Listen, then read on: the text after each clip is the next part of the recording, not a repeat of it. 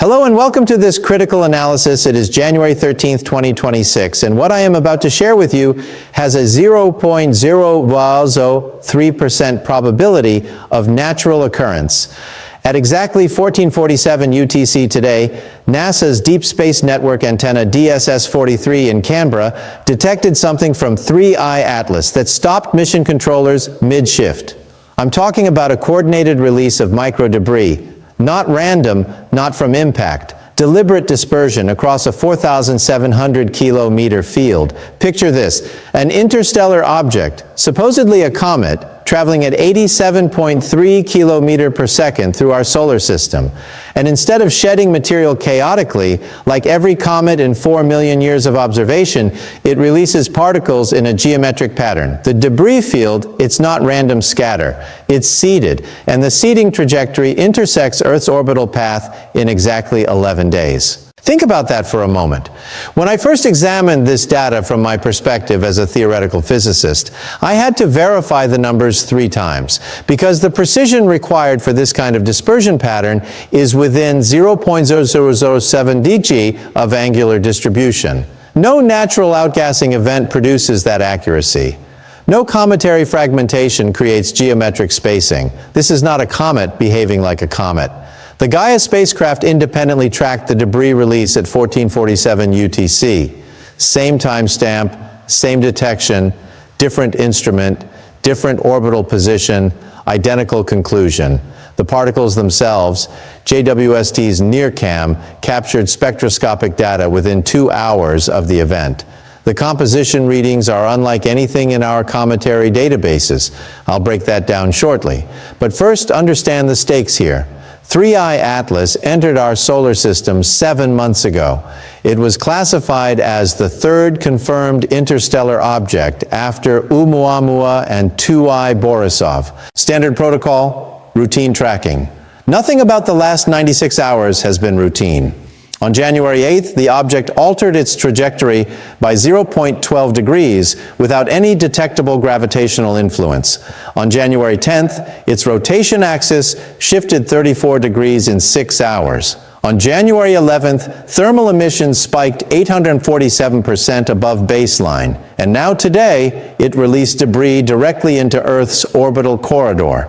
Let that satisfy the statistical probability of all 4 events occurring naturally in sequence. I calculated it 1 in 3.7 trillion. That's not improbable. That is functionally impossible.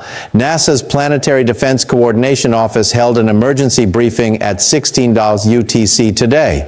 The details remain classified. But here's what we know publicly. Tracking priority for 3I Atlas was elevated from Category 2 to Category 1 in NASA's classification system. Category 1 means potential Earth interaction. The microdebris released today ranges from 0.3 meter to 4.7 centimeter in diameter. Small enough to evade most detection systems, yet large enough to cause damage at orbital velocities. And these particles are now traveling toward the precise region of space where Earth will be in 11 days. This is not speculation. This is orbital mechanics. This is trajectory analysis. This is verified data from 3 independent space agencies. The question isn't whether the debris will reach Earth's orbital zone. The question is what happens when it does. And the data I'm about to show you suggests we may not be prepared for the answer. To understand what's happening right now, we need to go back to June 14th, 2025. That's when the Pan-STARRS telescope in Hawaii first detected 3I Atlas. A faint smudge moving against the background stars at an unusual angle. Within 72 hours, observatories worldwide confirmed the trajectory. This object wasn't orbiting the sun, it was passing through on a hyperbolic trajectory. Excess velocity at 26.4 kilometers per second beyond solar escape speed. Origin point traced back toward the constellation Lyra. The same general direction as Oumuamua. Think about that coincidence. 2 interstellar objects, same approximate origin vector, different arrival times. What are the odds?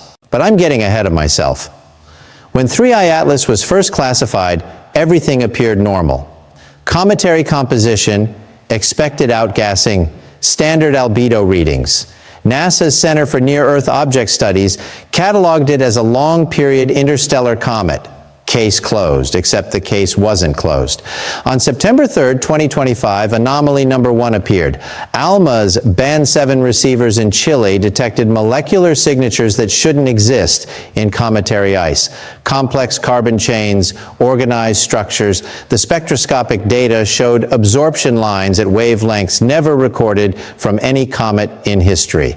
NASA's Goddard Space Flight Center ran the analysis independently. Same result. ESA's Rosetta mission database was cross-referenced. Over 12,000 cometary spectra examined, 0 matches. 3 sources, different methodologies, identical conclusion. 3I Atlas contains molecules we cannot explain. But that was just anomaly 1. On October 19, 2025, anomaly 2 emerged. Hubble's Wide Field Camera 3 captured something strange during a routine tracking observation. The object's coma, the fuzzy envelope surrounding the nucleus, wasn't expanding uniformly. Standard cometary physics dictates radial expansion from solar heating.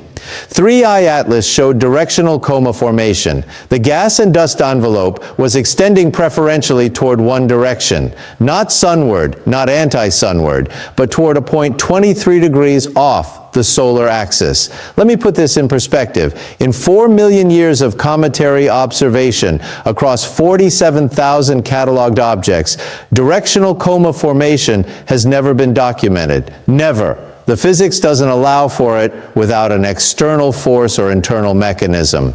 Think about what that implies. By November 2025, anomaly 3 appeared. JWST's mid-infrared instrument detected thermal variations across the object's surface. Not uniform heating from solar radiation, but localized hot spots. 7 distinct regions showed temperatures 340 Kelvin above the surrounding surface. A 340 Kelvin differential on a body supposedly made of primordial ice. The heat signature pulsed not randomly, but at 17-minute intervals with 99.7% consistency for 11 consecutive days before stopping abruptly on November 29th. I have studied thermodynamics for 3 decades. Heat doesn't pulse with that precision naturally. Energy sources pulse with precision. Mechanisms pulse with precision. Ice does not. Now, here's what fascinates me about the data timeline. December 2025 brought anomaly 4. The object's brightness increased by 847% over 72 hours. Standard explanation would be fresh surface exposure from fragmentation, but radar imaging from Goldstone Deep Space Communications Complex showed the nucleus intact. No fragmentation, no surface disruption. The brightness came from within. Internal luminosity from an interstellar comet with no explanation. NASA reclassified the observation priority. ESA allocated additional tracking time. The scientific community began paying very close attention, but the public heard almost nothing. Pause and realize what this means.